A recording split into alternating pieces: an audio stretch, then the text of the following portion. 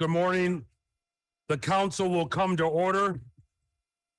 Madam Clerk, please take a quorum roll call.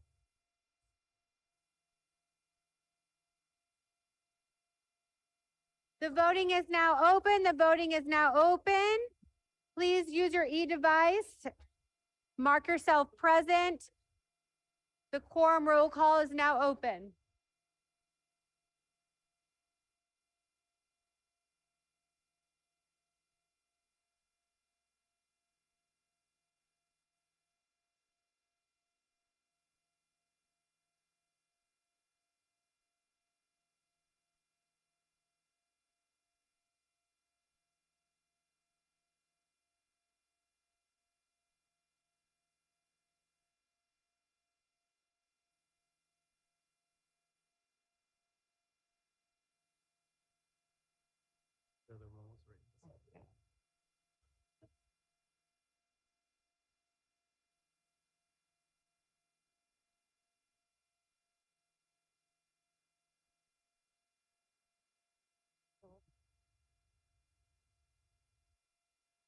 Okay, I will now take a roll call for any of those that have not used the e-device. Take a voice vote. Alderman Hopkins, not present. Alderman Robinson, not present. Alderman Hall. Alderman Hall is present. Alderman Mitchell. Alderman Mitchell is present. Alderperson Harris. Oh, Alderperson Harris is not present. Alderperson Ramirez. Alderperson Ramirez is present. Alderperson Gutierrez is present. Alderperson Mosley, not present. Alderperson Scott, not present. Alderman Cicho Lopez, not present. Alderman Cardona, not present. Alderperson Rodriguez Sanchez, not present. Alderperson Nugent. Alderperson Nugent is present. Alderperson Napolitano. Alderperson Napolitano is present. Alderperson Lawson, not present. Alderperson Haddon, not present. Mayor, we have a quorum. Thank you very much, Madam Clerk. There are 40 members present, so we do have a quorum. Now, there's a number of individuals that wish to participate remotely. Can I get a motion? There are a number of people who are requested to participate in today's meeting remotely for reasons stated in Rule 59. Can I get a motion to approve the remote participation? It's been moved so we can add it to the quorum. We have Alders Robinson, Harris, Mosley, Scott, Cardona, Rodriguez Sanchez, Lawson, Haddon. All those in favor of allowing for virtual participation requested by these alders signify by saying aye. All those opposed say nay. In the opinion of the chair, the ayes have it. Madam Clerk, please mark those various alders present as participating remotely for the quorum call. Let's stand for the Pledge of Allegiance. I pledge allegiance to the flag of the United States of America and to the republic for which it stands, one nation, under God, indivisible, with liberty and justice for all. Please remain standing for our invocation, and our invocation will be delivered by Alder of the 6th Ward, William Hall. Let's bow our heads. God, we first of all say thank you for this day.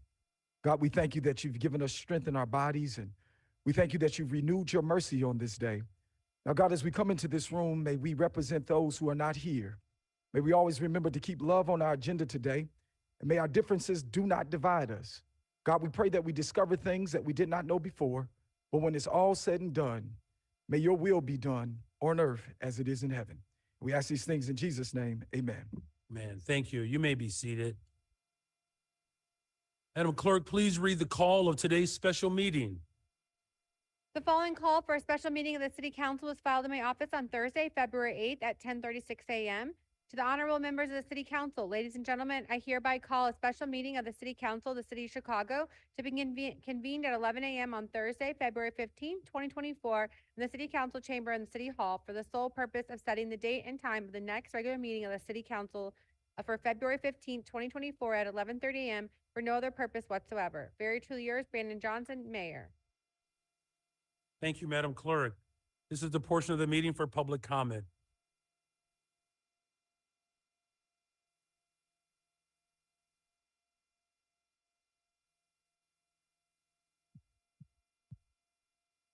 The council will now begin the public comment period, which is limited to a maximum of 30 minutes.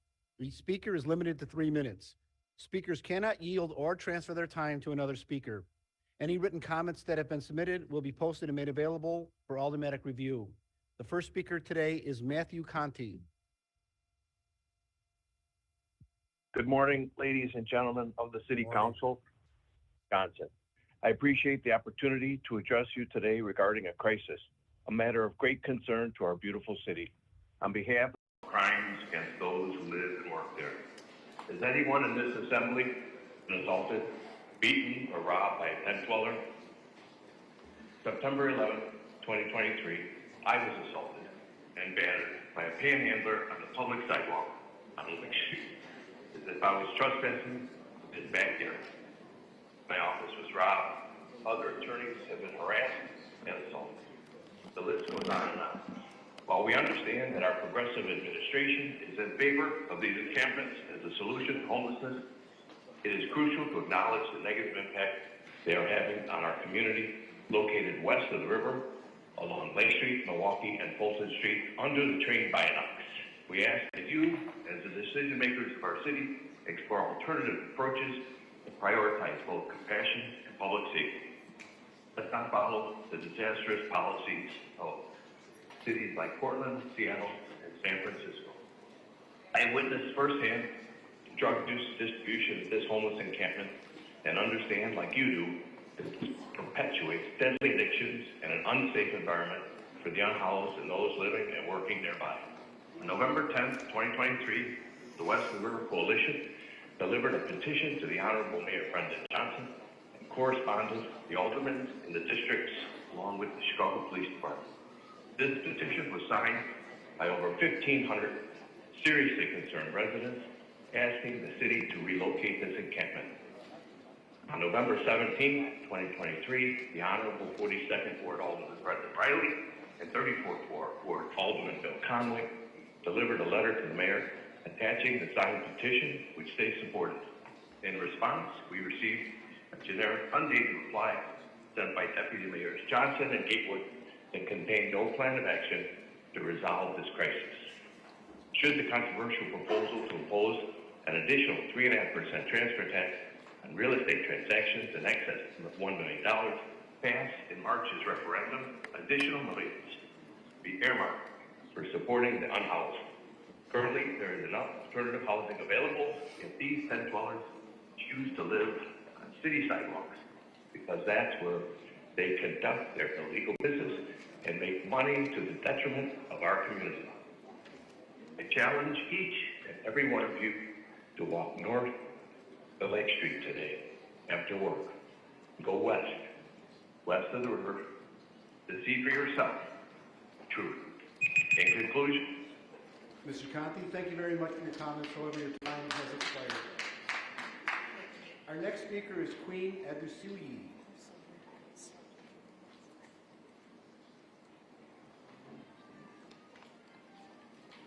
My name is Queen Standley, and I'm representing Color of Change and the Coalition for Police Accountability and Transparency.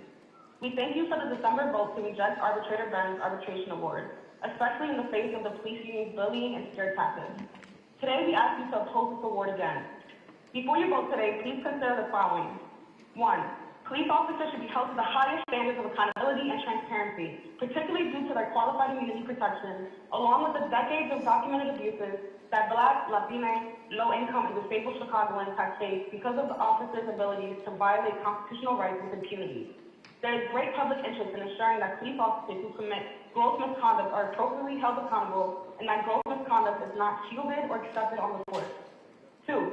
Mr. Benz committed a fundamental legal error when he refused to consider the profound public interest and welfare in moving open disciplinary hearings of the worst police misconduct allegations away from an independent, publicly accountable body with full due process protections over to a closed-door private arbitration process before arbitrators who have a proven track record of protecting officers from discipline. This error violates Section 14, subsection H of the Illinois Public Labor Relations Act. 3. Section 12 of the Illinois Uniform Arbitration Act requires a reviewing court to vacate an arbitration award if there is evident partiality by the arbitrator. There is substantial evidence of partiality in Mr. Benn's award, which is laid out comprehensively in our written comments. Evidence includes his biased accusations that city leaders violated their oath of office, his reference to the transparency and accountability arguments that were taken into consideration by the council as, quote, Chicago's version of the big lie, comparing these legitimate public interest concerns with Trump's assertions that the 2020 elections were rigged. His threats to impose significant sanctions on the city, which highlights an inappropriate predetermination of how he intends to rule on grievances resulting from the city's legal challenges. His singling out of a specific member of the public, Craig Futterman, for his criticism of Mr. Benn's decision, which was entirely unnecessary to support the basis of his decision. His reference to published academic research by highly respected subject matter experts as, quote, pure nonsense. Furthermore, Mr. Benn refers to the city's potential liability for rejecting the award as, quote, large and potentially staggering, yet he provides no justification for using such inflammatory language. Objectively, the number of individual cases to be expected by the award is not substantial relative to the total number of disciplinary matters resolved by the city. This reference appears directly intended to scare the city council into accepting the award. The city's legal challenge stands on solid legal ground. Protect transparency and accountability in how gross police misconduct is addressed by voting to reject the arbitration award and allows the court challenge to this award. Thank you. Thank you very much for your comments. Our next speaker is Krista Noel. And City Council members. My name is Krista Noel. I'm with Women's All Points Bulletin, WAPB. I'm also a member of the Chicago Alliance Against Racist and Political Repression. I speak to you from my heart. I have been working against police violence against women since 2009. I'm a survivor myself. I have been going to police board meetings since 2009 too, because when I was attacked by a police officer, it scared me. So I went to police board meetings because I trusted that the police in Chicago would protect me and help me get over the fact that I had been beaten by a police officer. Since that time, we have fought for Rekia Boyd, we have fought for Betty Jones, we have fought for many, many women who have been killed by the police. And when I say that we fought, we spoke before the police board almost every month. And not only was I able to speak before the police board to get these individuals fired that killed these women unnecessarily, so was he. Every police officer who wanted to speak was able to speak. It is not an unfair process. Everyone can speak. It's open, it's transparent. There's no reason whatsoever for you to vote against or vote for arbitration, okay? We have had, me and this guy, have had some really good arguments, and we have disagreed. He disagrees with the fact that Robert Realmo was fired. I don't, and he was. And that's the way it should be. We should be able to disagree with the police in public, in front of a body that is making that decision. There's no reason whatsoever why that should be contained and not allowed for both sides to speak out. And let me say, when it came to Realmo, a lot of police officers spoke out. A lot. They really thought that it was fair for a grandmother to open her door and to be shot dead by the police. They really thought that. But that's something that we needed to hear. We needed to hear that. I appreciate police officers getting up and saying what they think and their, weird way of justifying killing people. But it was open, and it did what it needed to do. So I beg you, because I don't have any pride when it comes to this, I beg you to vote for the police board to continue its work. Thank you very much for your comments. Our next speaker is Olin Miana.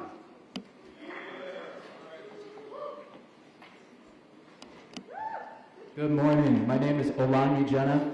I'm a member of the Chicago Alliance Against Racist and Political Repression, and I'm here to demand the City Council vote no to arbitration. We in the movement know that this attempt to make the most severe cases of police misconduct be heard behind closed doors is an affront to democracy, transparency, and accountability. We know that this attempt at arbitration is a direct response meant to undermine the huge democratic gains we've made in this city with the passage of our Empowering Communities for Public Safety Ordinance, which has given people in this city a democratic say on matters of police accountability like never before. Really, arbitration would be a slap in the face to families and loved ones killed and tortured by police and those of us in the movement who've been fighting to stop police crimes for decades. Remember that this is the city of John Burge and his Midnight Crew and their successor in Brian P. Forberg, the torture cops who have kidnapped young black and brown boys off the streets, boys and girls off the streets, and tortured them into confessing the crimes they didn't commit. Remember that this is a city where in 2012, CPD officer Dante Servin murdered Rakia Boyd for hanging out with her friends at a park. Remember that this is the city where in 2016, CPD officer Jason Van Dyke shot 17-year-old boy Laquan McDonald 16 times, 12 of which happened when he was on the ground. And with 2023 being a year where police in the U.S. killed more people than ever, 1,232 people, you can look it up, just 3 years after people in this city and country hit the streets in record numbers demanding justice for those killed by police, a vote to oppose arbitration is the bare minimum City Council can do to show they stand on the side of justice and accountability. So again, I implore City Council, oppose arbitration, all power to the people. Thank you for your comments. Our next speaker is Nino Brown.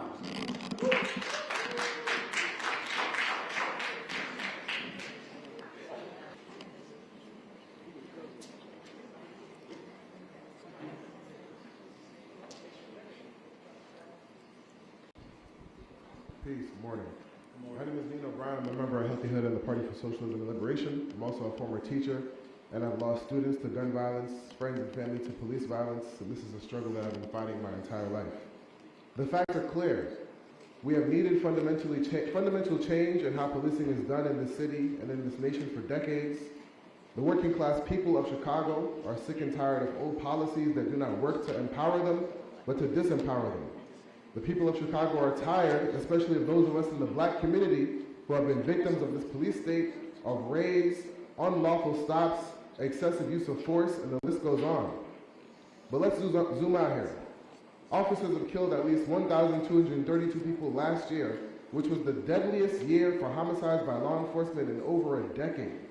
And the vast majority of these people are poor and working class people. Do the police protect and serve them when they take their lives? What are we talking about today? Arbitration. It's a matter of basic democracy. Should the public have transparency and accountability over the police who have the right to take our lives and our property? But yet on December 13th, the City Council approved the new police contract, which doubled the annual pay raises for scheduled cops over the next 2 years. And we know that the police are some of the highest paid workers in the city. And they are supposed to be accountable to the public if they claim to be public servants. The police, which don't solve crimes, they respond to it, in many ways, end up being criminals themselves as they murder Laquan McDonald, Adam Tolino, and so many others. And I say, if you want to end crime, you have to end the causes of crime. Crime is a consequence of a failed social order.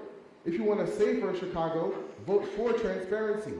The so-called union of rank-and-file officers, they want to contest firings, long suspensions in private, instead of doing it in public. We intend to continue to push for as many eyes and ears to pay attention to the matter of policing in our city. In the United States, it's rare that a crime report leads to the police arresting of a suspect who is then convicted of a crime. And according to the Chicago report, the data shows that in reality, about 11% of all serious crimes results in arrest, and about 2% end in conviction. I used to teach, if I did my job 2% of the time, I would be fired. I would be held accountable. So no other public sector union has these measures in their contract, The police are not a part of the working class. They are a bludgeon used against the working class. It's the basic history of Chicago. What they get from arbitration or negotiation with city lawyers can't be overturned by a simple majority of the city council. It requires a 3/5 of all city council members. And that's the result of pro-cop mayors. But that day is ending.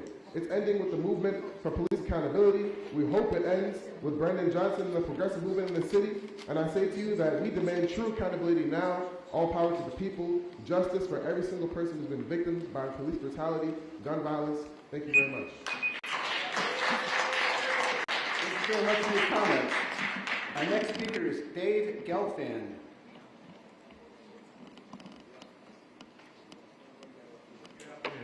Good morning. My name is Dave Gelfand. I serve as both a homeowner and property manager at a 176-unit building located on Clinton between Lake and Fulton.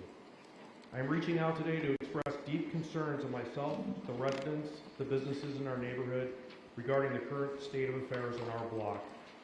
Having managed the building for 17 years, I've witnessed concerning escalation of issues in our area.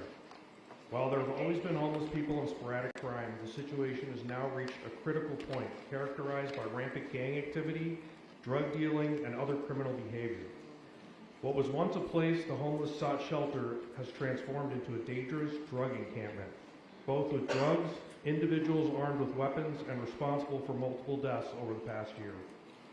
The prevalence of gang graffiti, drug marking territories on our buildings, and ever-present risk to residents and the businesses have created an untenable situation. Residents have moved out, units listed for sale at an unprecedented rate for this time of year, and leases have been broken. Businesses are struggling to survive as patrons avoid the area out of fear for their safety. The pervasiveness of open needles, an open drug market, and the sight of individuals overdosing and dying on our sidewalks have been disturbingly common occurrences at all times of the day and night, as residents are walking their dogs, their children, and otherwise navigating the neighborhood. While I commend the efforts of Alderman Riley and Alderman Conway and their staff in addressing the neighborhood concerns through weekly site visits from Streets and Sanitation, I stand before you today urging the Mayor's office to take decisive action. The current state of affairs is unacceptable, and there is a risk every day the city fails to act. Let me be clear, our plea for action is not a condemnation on homeless. We support efforts to provide resources and assistance to those in need. However, individuals occupying the encampment are not merely homeless.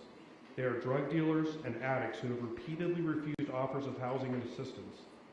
It is evident that the current approach is insufficient in addressing the specific issue.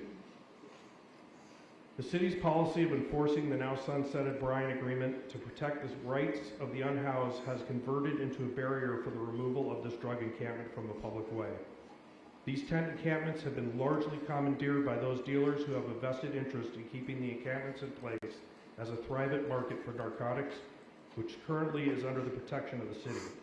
This approach allows predatory criminal abuse by the unhoused population at this location, which now poses a real danger to our protecting the unhoused and is in fact leading into an environment where there's good intent being hijacked by criminal elements that endanger the homeless as well as law-abiding citizens of this neighborhood. We implore the Mayor's office to implement immediate measures to address the drug epidemic plaguing our neighborhood. Mr. Gelfand, thank you very much for your comments. However, your time has expired. Our next speaker is David Blinken.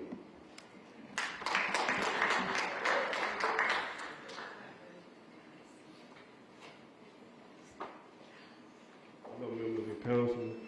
My name is Mr. James Lincoln. I just want to say give y'all a brief information of who I am. I'm a torture survivor. I was wrongly convicted back in 1982. I was a kid, 15 years old. I was kidnapped from one project to another project and beaten, tortured, getting sent to the police station. But I say this to say this: most of you aldermen that's here, y'all already know what's going on with this corrupted police.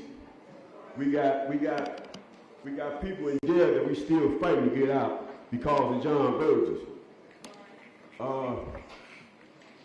Sometimes I don't even like talking about it. You know, I was wrongly convicted, I was tortured into something that I didn't do, and they still looking for the gun now. It's 1982. I was a kid, 15 years old.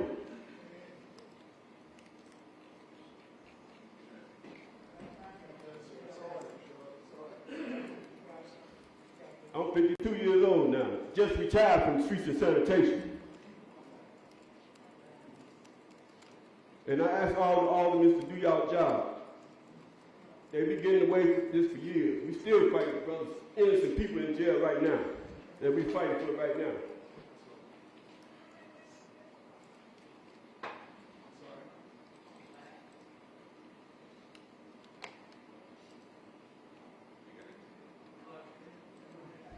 I know you all, but I say that to say this, we need, when stuff happens, when people get killed by the Chicago policemen, everybody want to talk about transparency. You know, that's out of it. You know, we need a better board and a better,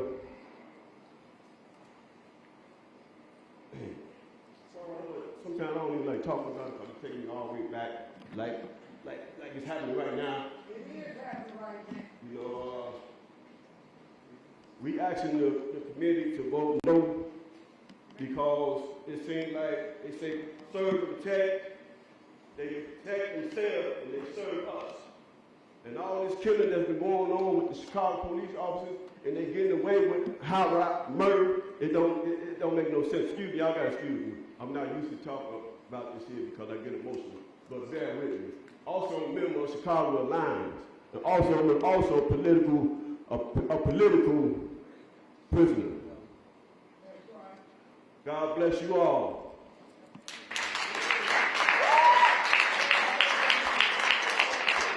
Thank you very much for your comments. Our next speaker is Frank Chapman.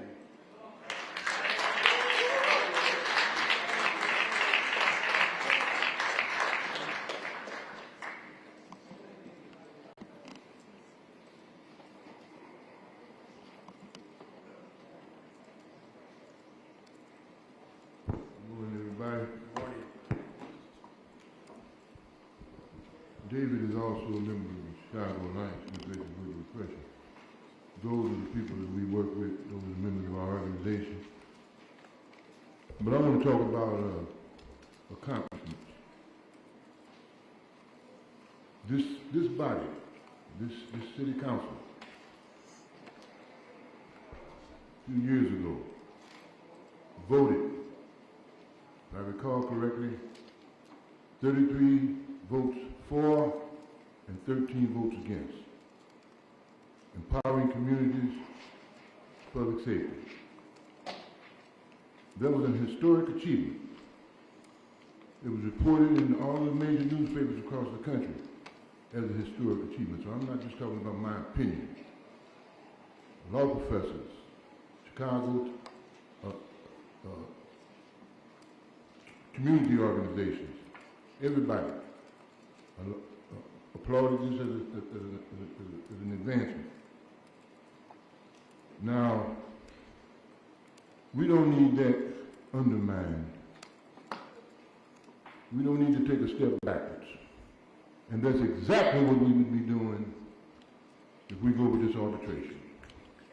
So I'm going to encourage all of you to vote no on it. Take the stand that you took originally. And that was a stand to give our people in the community a democratic option to say who polices their communities and how their communities police. We voted for transparency. That's why we have a commission now. That's why we have district councils, elected district councils, so that it can be out in the open.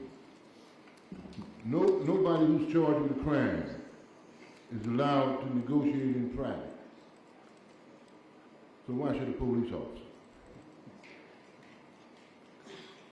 We need to know what you're doing because Chicago has lived under police tyranny long enough.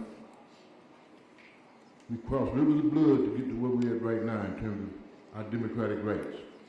And we're not going to give this up for anybody. So we're going to continue to fight for that.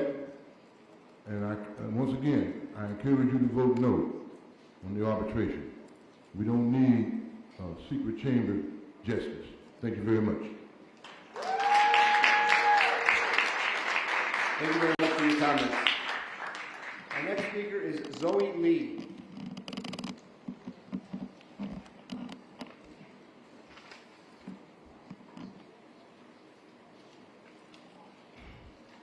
This whole system is rigged, so it really don't even matter. But I know you are real fond of the police, and you're definitely entitled to that because sometimes I'm not either. However, shot spotter is something that you should not get rid of after the DNC conviction. That's probably not going to make it here because Biden and Harrison is not getting back in office unless they find Black American reparations. Shot spotter helped find the killers of Officer Preston and helped put a white supremacist like Alexander Podwarny, who is currently out on bond and was found in Inglewood with a shotgun, 3 handguns, an AR-15 style semi-automatic rifle, hundreds of rounds of ammunition, and a hatchet. Since you refuse to put money back in the community, or if you do, it has to do with the illegal immigrants, like finding $17 million to feed them because you went to a few Black restaurants, we are supposed to be happy. When it's been 3 to 5 illegal mass evictions in our communities, Black families are being evicted every day across the street at the Daily Center and can't get any rental assistance, but you're focused on making a promise on ending shot spotting. Why? So you can use that money to continue to help the illegals in the Latino community? I mean, you're at almost $1 billion, and our community still looks like a war zone. I will tell you this, these kids are going to continue to come downtown and up north, and it's going to get worse, because they're going to join the Venezuelans, and it's going to be a time, because you care nothing about these kids, and I've reached out to a few older people as well, because other than y'all playing my generational wealth and the wrong Black family, I actually have compassion and love children, and they are hurting and need attention and money. I'm not sure if you're going to go back to Jason and Tony and see what the next orders are, since you want to be a social media influencer so bad. But I will stop listening to them because Tony used to worry about why people go into the deeds office and change deeds around with no identification or nothing. And Jason doesn't need to advise anyone but his mother. Instead of making sure Starks is going to court cases to make sure that I stay out of city council meetings for almost 3 months, it's a genocide right here in our community. Cease fire. Happy Black History. Thank you very much for your comments. Our next speaker is Rhonda Smith.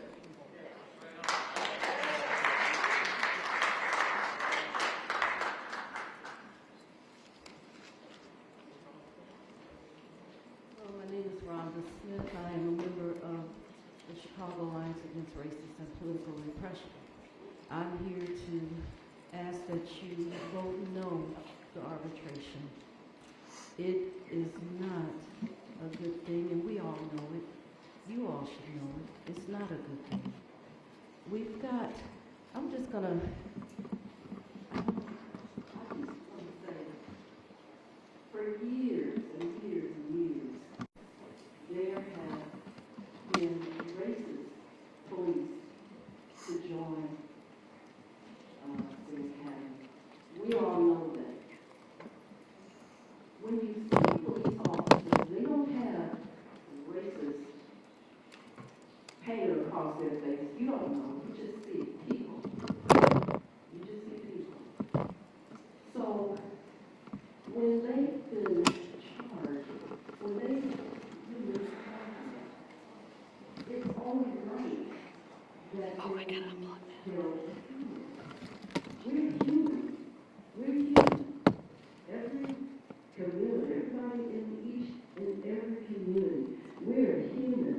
Police are supposed to serve and protect us.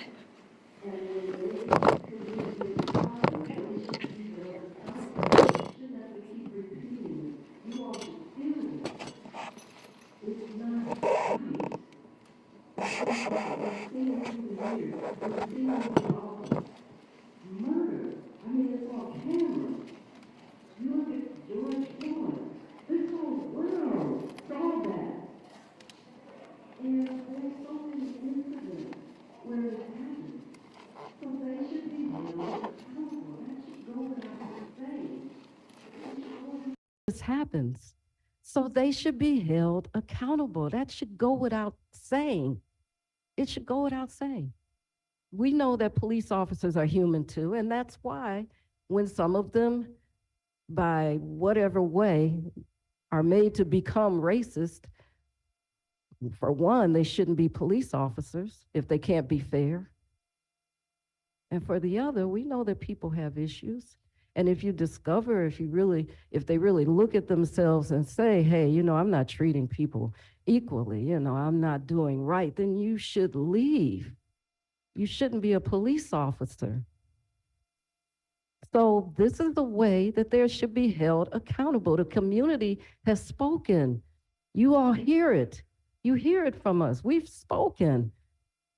So I've got more time, but still, it's wrong. Please vote no to arbitration. We don't want any behind closed doors deals where bad cops get off. Stop covering up for your partner. You know that they're racist and they're doing wrong. Stop covering up. Thank you. Thank you very much for your comments. Your Honor, there are no further speakers who have timely signed up for the public. Thank you very much. Thank you to all our public speakers. As set forth in the letter calling for special meeting, the only item up today for consideration and a vote is an ordinance setting the date and time for the next regular meeting of the City Council for February 15th, 2024, 11:30 a.m. Alderman Mitchell. Mr. President, I've handed up an ordinance to the clerk setting the date and time of the next meeting. Thank you very much. Madam Clerk, please read the ordinance. Okay. The next regular meeting of the City Council, City of Chicago shall be held on Thursday, February 15th, 2024, beginning at 11:30 a.m. in the council chamber on the second floor in City Hall, 121 North LaSalle Street, Chicago, Illinois. Any other ordinance setting the date and time of the next regular meeting of the City Council is superseded by this ordinance. Section 2, the ordinance shall take effect and be enforced from here and after its passage. Gregory Mitchell, Alderman, 7th Ward. Thank you, Alderman Mitchell. Mr. President, I move passage Okay. of the ordinance. All those in favor signify by saying aye. All those opposed signify by saying nay. Independent of the chair, the ayes have it. Alderman, on the motion to reconsider. Mr. President, motion to reconsider the vote. All those in favor signify by saying aye. All those opposed say nay. All right, the motion fails. So the next regular meeting of the City Council will be February 15, 2024, 11:30 a.m. instead of February 16, 2024, 10 a.m. The chair recognizes Alderman Cardonia. Mr. President, I would like to be present for quorum purposes. Please add Alderman Cardonia to the quorum roll call. Was Alderman Sigcho Lopez also added? The chair recognizes Alderman Sigcho Lopez. Thank you, Mr. President. I think I was added, but just for the record. Very, very good. Thank you very much. Alderman Mitchell on a motion to adjourn. Mr. President, there being no further business for this body, I move that we adjourn. Hearing no objection, so ordered. This meeting is adjourned.